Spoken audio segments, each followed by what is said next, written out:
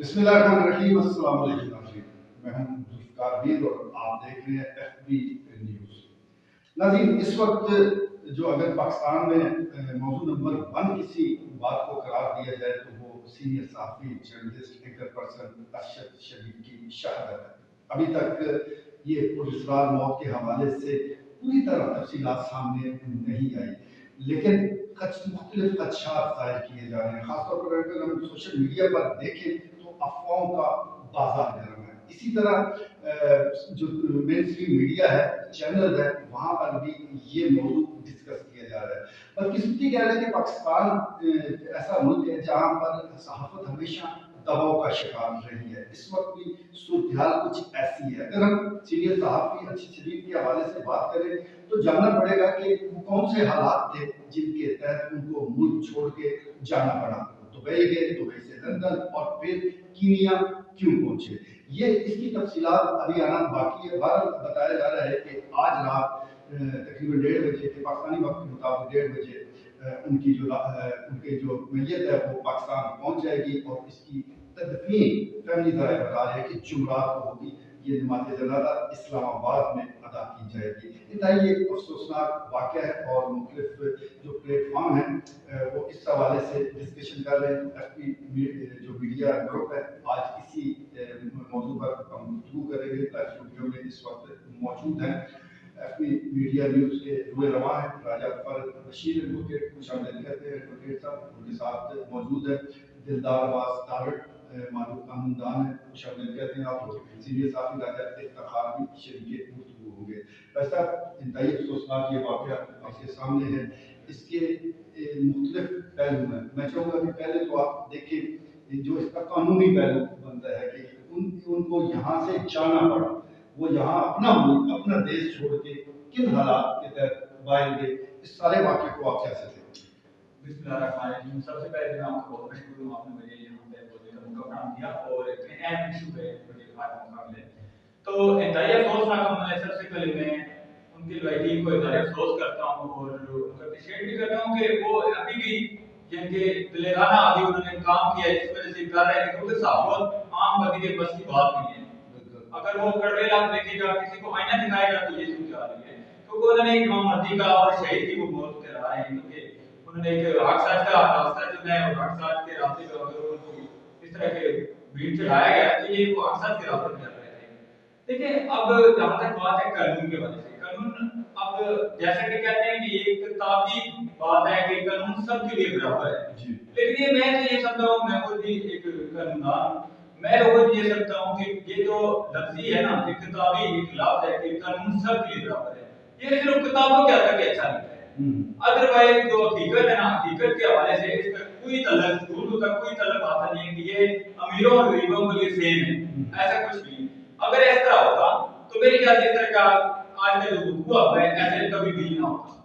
तो क्योंकि अगर वो कानून की पासदारी होती, कानून अमल करवा रहा था, तो यहाँ पर है कि अगर वो इसको फेस कर रहे होते, कानून के दायरे में रह के बकायदा जो भी उनको रिव्यू हो रहा था वो तो देख रहे होते और बकायदा यहाँ पे आराम से अपनी जिंदगी बसर कर रहे थे, और ना उनको यहाँ पे ट्रैवल करना पड़ता दूसरे मुल्क में, और ना ही आज वो इस नीयत पे पहुंचे आज वो की तस्दीक करवाने के लिए बकायदा इस्लामाबाद में बकायदा काम शुरू हो चुका है। अफसोसनाक अमल है और कानून को भी देखना चाहिए कि ऐसे अवाम को बजाय साथ देने के उल्टा इस तरह के मामला कर रहे हैं और बड़ा अफसोसनाक अमल है।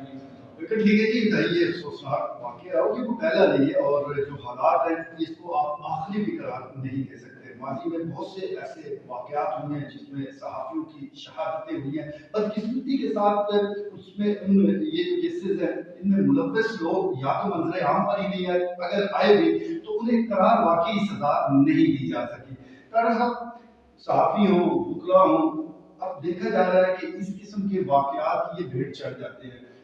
बुकला बिरादरी हो या साथी बिरादरी ज्यादा से ज्यादा क्या करती है कि एहतजाज करेंगे, 4-6 हफ्ते एहतजाज जाता है, कुछ आवाज़ें, फिर वो मामला पुराना हो जाता है। तो ऐसा क्या किया जाए कि ये वाक़यात कम से कम रुक जाए? अस्सलाम वालेकुम। पहले तो आप जनाब का बहुत शुक्रिया कि आपने इस फोरम पे मुझे पहली दफ़ा यहाँ पे बोलने का मौका फराहम किया है, और आपने बिल्कुल दुरुस्त फरमाया है, वकला हो या सहाफ़ी हो, दोनों इस माशरे के अहम सतून हैं। सहाफ़ी बिलाशुबा ایک ادارے کے طور پہ ایک معاشرے کا چوتھا ہے کوئی بھی ملک آزاد میڈیا کے بغیر نہ تو کوئی ترقی کر سکتا ہے اور نہ اس میں کوئی لا اینڈ آرڈر کی سچویشن ڈیولپ کرتی ہے. اور بڑے مشکل حالات ہیں پاکستان میں صحافیوں کے لیے. پہلے بھی اس طرح کے واقعات ہوتے رہتے ہیں اور یہ واقعہ جو ہوا ہے جو اس کی جتنی مذمت کی جائے وہ کم ہے. اور یہ انٹرنیشنلی بھی اگر کوئی اور ملک ہوتا پاکستان کی جگہ ان کا صحافی آپ کسی بھی ترقی یافتہ ملک کی مثال لے لیں, امریکہ ہو, ہالینڈ ہو, یوکرین ہو, ایون کوئی تھرڈ ورلڈ کا بھی ملک ہوتا تو وہ بھی اپنے صحافی اپنے سٹیزن کے بارے میں ہم سے شاید زیادہ نہیں ہے. اور سب سے پہلے بات جو ہے وہ تو ہے ہماری اپنی حکومت کی ہے.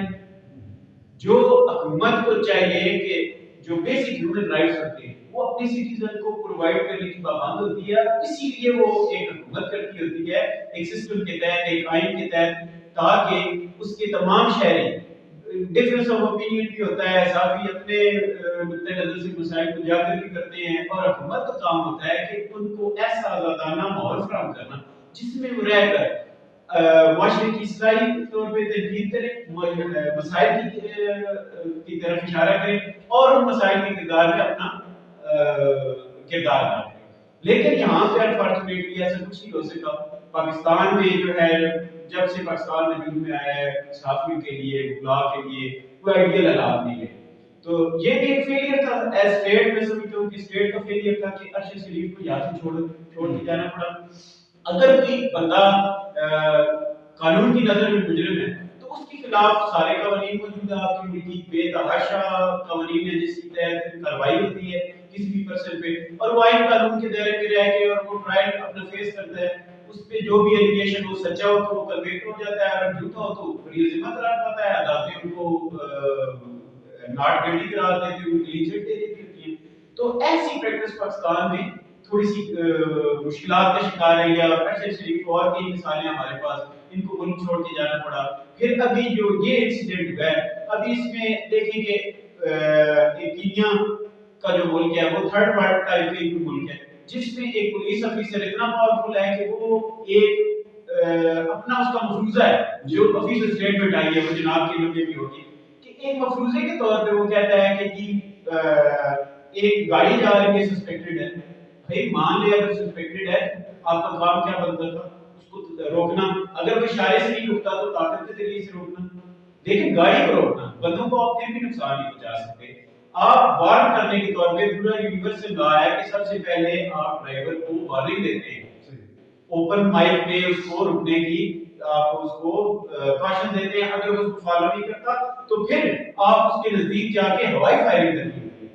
ہوائی فائرنگ کے بعد یہ اسٹیج آتا ہے کہ پھر بھی اتنا ہو کہ ہائیلیس کوئی افینس ہے جس میں کوئی ٹیررسٹ ایکٹیویٹی کا اندیشہ ہے یا کس طرح کا کوئی بہت سیریس کرائم ہے جس کو روکنا بہت ضروری ہے, تو پھر آپ کے پاس اجازت ہوتی ہے کہ لا انفورسمنٹ ایجنسیز اس کے ٹائر پریس کر سکتے ہیں, اس کو سائڈ گاڑی کے ساتھ گاڑی لگا کے چین لگا سکتے ہیں. بڑے جدید طریقے ایجاد ہوئے ہوئے تو ان کو بندے کو پھر بھی نقصان نہیں پہنچایا جاتا. ایون کوئی بندہ آپ کے سامنے ہو, اس کے ہاتھ میں ویپن ہو, پھر بھی لا انفورسمنٹ ایجنسی کا کام بنتا ہے کہ اس کو پھر بھی نان وائٹل پارٹ پہ ہٹ کرے, اتنی طاقت یوز کرے کہ جتنی اس کرائم کو روکنے کے لیے ضروری ہو. ایون یہ اس بندے کی بات ہے جس کے ہاتھ میں گن ہے اور وہ کسی بندے کو نقصان پہنچانے جا رہا ہے. یہاں تو ایک نیتا صحافی جو اس ڈرائیونگ سیٹ پہ بھی نہیں ہے, پیسنجر سیٹ پہ ہے, اور الجیڈلی اس کا کہا جا رہا ہے کہ وہ جی پیڈلرز نے منشیات کی گاڑی تھی یا اس میں سفر کر رہے تھے. جو بھی سٹوری آپ بنائیں, لیکن آپ اس بات کو جسٹیفائی نہیں کر سکتے. بیٹا ٹھیک ہے جی, اس کہانی میں جو کہ کینیا پولیس کی طرف سے بیان کی جا رہی ہے بڑے جھوٹ ہیں. بہت سے اس کہانی کو لے کر سوالات اٹھائے جا رہے ہیں اور بڑے ویلڈ سوالات ہیں.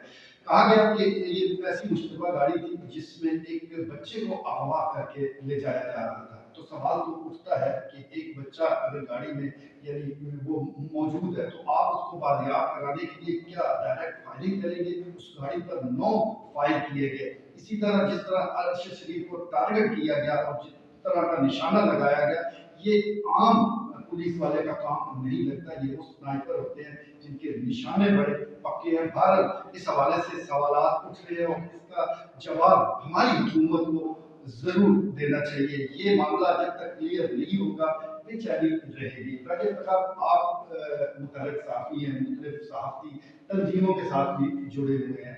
इस वाक़े के बाद भी सहाफ़ती तंजीमें एहतजाज कर रही हैं, लेकिन बदकिस्मती आप इसको कह लेंगे वो अलग अलग प्लेटफॉर्म से ये एहतजाज करती रहती है, उनमें खुद इत्तफाक नहीं है। तो ये जो नाइत्तफाकी है, क्या ये भी एक बड़ी वजह नहीं है कि सरेआम जो सहाफ़ी हैं वो टारगेट हो रहे हैं और लोग जो टारगेट करने वाले हैं उनके हौसले बुलंद होते जा रहे हैं? बहुत शुक्रिया जी बीर साहब, बिल्कुल आपने दुरुस्त समझ का इशारा किया है कि जो अनफॉर्चुनेटली जो हमारे मुल्क में सहाफ़ती तंजीमें जो कि दर्जनों के हिसाब से नहीं बल्कि मैं समझता हूँ कि सैकड़ों के हिसाब से वजूद में आई हुई, उसकी थोड़ी सी बैकग्राउंड जानने की जरूरत है कि जो सहाफ़ती तंजीमें हैं वो उनके अपने अंदाज़ मकासद हैं।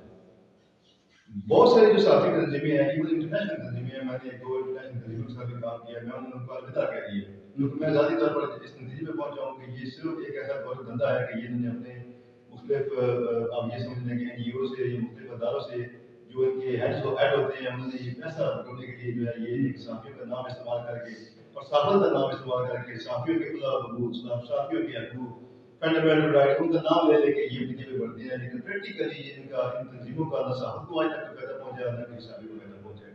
तो इस स्टेज पे भी आप ये देखें कि चलें ये एक अनफॉर्चुनेटली इंसिडेंट हुआ है कि ये हुआ है, मगर पाकिस्तान में भी आप खुद इस शोबे से अरसद से समझता है सहाफ़त और सहाफ़ी जो है ये कभी भी महफूज इस मुल्क में ये मुल्क महफूज रहा ही नहीं। क्यों? एडवोकेट साहब ने बड़ी तफसील के साथ ये जो बातें की हैं, मैं बड़ी गौर से सुना था और बड़ी ज़बरदस्त उन्होंने पॉइंट हाईलाइट किए हैं कि अगर किसी सहाफ़ी से कोई इंडिविजुअल कोई मिस्टेक होती है, वो खबर गलत लगाता है या उसकी खबर झूठी पड़ जाती है या वो किसी पे ब्लेम करता है, इल्ज़ाम लगाता है, तो उसके लिए एडवोकेट साहब ने इशारा किया है कि कानून मौजूद है, पुलिस मौजूद है, अदालत मौजूद है, अदालतें मौजूद है, उसको वहाँ लेके जाइए। अभी आप चकवाल की मैं आपको जैसे कि आपको उससे जगह है कि हमारे जर्नलिस्ट उन्होंने एक असला का स्कैंडल जो है उसको हाईलाइट किया अखबार में, असला जो है वो अखबार से जो है वो 10 लाख के इस तरीके से सेल हो गई। तो होना तो ये चाहिए था कि अगर आपने उससे इन्वेस्टिगेशन करनी है कि जनाब आपके पास खबर के सबूत है या आपने ये ब्लैकमेलिंग में या किसी और नादर में आपने खबर ठोक दी, लेकिन उसका क्या हुआ कि उसको कानून के दायरे में लेके आने के बजाय सीधा उसके ऊपर जनाब एक झूठी FIR जो दर्ज करा के उसको 376 में जो है वो करा दिया गया, फिर वो हाई कोर्ट ने उसको जमानत दी। तो मैं ये समझता हूँ कि पाकिस्तान में सहाफ़त को सिर्फ और सिर्फ लफ्ज़ों में और किताबों में रियासत का चौथा सतून जो है वो ये समझ किया गया है, ये समझा गया है, मगर प्रैक्टिकली हमारे जो सियासतदान हैं हमारे ये जब हुकूमत से बाहर होते हैं ये हम सहाफ़ियों के कंधों पे चढ़ के हमारा नाम ले लेके ये इक़्तिदार के हवालों में पहुंचते हैं। जब ये इक़्तिदार के हवालों में पहुंच जाते हैं तो तंगिया कानून का रवैया जो है वो फिरौन की तरह रहता है, ये बिल्कुल बदल जाते हैं, फिर ना इनको सहाफ़ी नजर आता है ना इनको सहाफ़त नजर आती है। और फिर आप ये देखेंगे आए रोज ये इसका भी बैकग्राउंड है, ये हुआ कैरियर बैकग्राउंड मॉडल है, मगर इसका जैसे कि राजपाल ऋषि साहब ने कहा, आपने भी जिक्र अपनी गुफ्तगू में किया, इसका भी बैकग्राउंड है कि ये क्यों गया, या ये सहाफ़ी किसी के खिलाफ इसने जो खबरें लगाई थी या ये किसी के निशाने पे था जिसके डर और खौफ की वजह से उसको अपना मुल्क छोड़ना पड़ा। तो मैं ये समझता हूँ कि ये जो हमारे हुक्मरान हैं इन्हें सहाफ़त को प्रैक्टिकली रियासत का चौथा तो ये समझते हैं तो इसको अमली शक्ल में लेके आए। लेकिन ठीक है जी, बहुत शुक्रिया वैसे साहब आपका भी, साहब आपका और खास आपका अपने नज़ीर गुफ्तगू सुनी। कहते हैं कि रियासत माँ की तरह होती है, लेकिन ये एक ऐसी माँ है कि उसके बच्चे डर के मुल्क छोड़ के भाग रहे हैं। यकीनी तौर पर कहीं ना कहीं कोई कोताही कोई कमी जरूर मौजूद है जिसको दूर करने की जरूरत है। जहाँ तक सहाफ़ी का ताल्लुक है तो उसने अगर हाथ में कलम पकड़ा है तो लिखना है, अगर वो किसी मीडिया चैनल पे बैठा है तो वो बोलेगा। आपने अगर एक आवाज़ बंद करने की कोशिश की तो यकीन जानिए दर्जनों और आवाज़ें उठेंगी। तो बजाय इसके कि आप आईने को तोड़ें, अपनी शक्ल सूरत बेहतर करें ताकि आपकी अपनी शक्ल आईने में अच्छी नजर आए। हम उम्मीद करते हैं कि मौजूदा हुकूमत जो आज़ादी सहाफ़त के हवाले से रोज़ाना बुलंद-ओ-बाम दावे करती है, अमलन ऐसे इक़दाम उठाएगी कि न सिर्फ जो मेन स्ट्रीम मीडिया से मुंसलिक बड़े जर्नलिस्ट हैं वो अपने आप को महफूज तस्वर करेंगे, बल्कि छोटे इलाकों में छोटे अजला में काम करने वाले सहाफ़ी भी अपने आप को महफूज समझेंगे। काश ये हालात हम अपनी आंखों से देख सकें। आज के लिए इतना ही, इजाज़त दीजिए।